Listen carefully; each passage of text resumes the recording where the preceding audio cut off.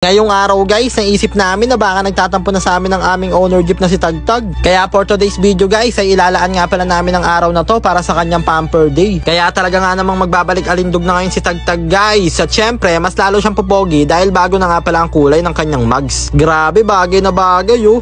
Baka Tagtag yan. What's up sa inyo mga itik? Ngayong araw guys, sa tinagal-tagal nga pala namin ginagawa si Lokbo ay halos ilang buwan na nga pala namin hindi nagagamit ang aming owner jeep na si Tagtag. Kaya naisip namin na baka nagtatampo na sa amin doon si Tagtag, tapos medyo matagal-tagal na rin namin siya hindi nakakasama sa camping. At dahil matagal-tagal nga rin pala itong nakatambay si Tagtag sa parkingan guys, kaya medyo inaalikabok na siya. Kaya for today's video guys, ay ilalaan nga pala namin ang araw na to para sa pamper day niya. Kaya ayan guys, nag-prepare na nga pala kami ng malaking drum na pag-iimbakan namin ng tubig.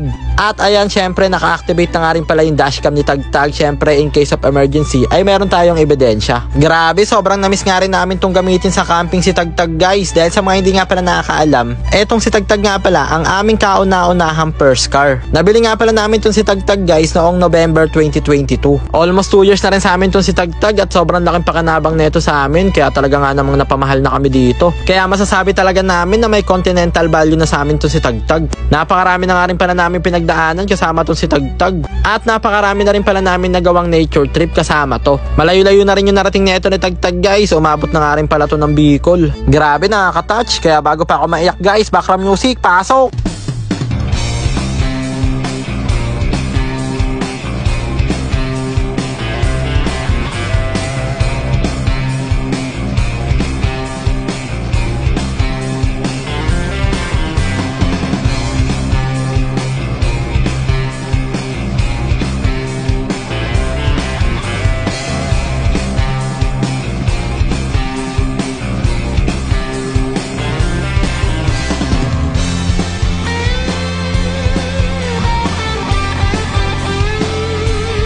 At ayun na nga guys, maya lang ay tapos na nga pala naming ikarawash si Tagtag. At tignan nyo naman guys, grabe, para na siyang bago.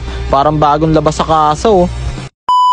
At pagkatapos nga pala naming ikarawash si Tagtag guys, ay ayan, pinatuyo na nga pala namin siya, lalo na itong mga mugs niya, dahil pipinturahan nga pala namin ng bagong kulay itong mga mugs si Tagtag. Kaya ayan guys, may napanood nga pala kaming diskarte na DIY para hindi ka na mahirapan magtanggal ng gulong kapag magpipintura ka ng mugs. Bali DIY nga lang din pala itong gagawin namin pagpintura sa mugs si Tagtag guys ha. Kaya ayan guys, after nga pala paglalagyan ng mga baraha ay ayan, inisprayan na nga pala ni kuya ngayon ng primer. At pagkatapos nga pala ng primer ay papatuyuin lang muna saglit, tapos sprayan na ngayon ng kanyang final color na color white. Bali white nga pala naisip namin na ikulay sa Mugs si Tagtag guys, parang ayon kasi yung babagay sa kanya. Pero malalaman na lang natin mamaya yung result guys kung maganda ba siya or babagay ba sa kanya. Kaya ayan, after nga palang pinturahan ay pinagtatanggal na nga pala ni Baron yung mga baraha at inilipat niya naman dito sa kabilang side. Tapos uulitin lang yung process, lalagyan ng baraha, i-sprayan ng primer, tapos papatuyuin, tapos pipinturahan ulit ng color white na pang-finish. At ayan na nga guys, maya lang ay sa wakas na pinturahan na nga pala lahat ng Mugs si Tagtag. Kaya ayan, tinanggal na nga pala ni Baron ngayon yung baraha at papatuyuin lang yun ng konti.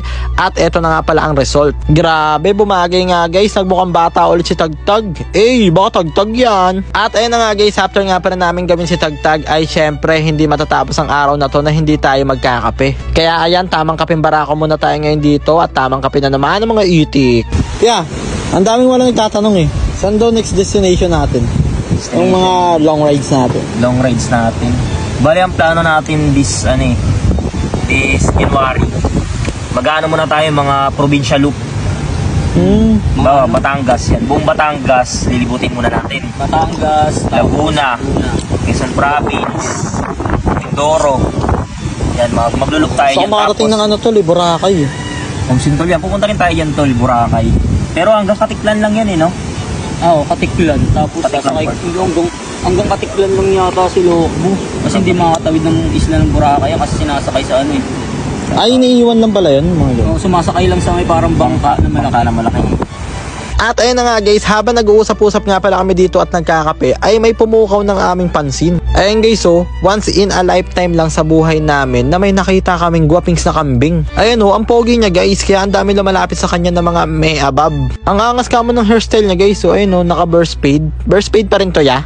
At ayun na nga guys, tamang kape nga lang pala muna kami ngayon dito sa Gedli habang iniisip namin kung paano nga ba namin sasayangin yung ilang minuto ng buhay nyo. Pero ngayon guys, all goods na siguro tong almost 5 minutes ng buhay nyo yung masasayang namin. Kaya hanggang dito na lang muna guys. Maraming salamat sa panonood. I love you all.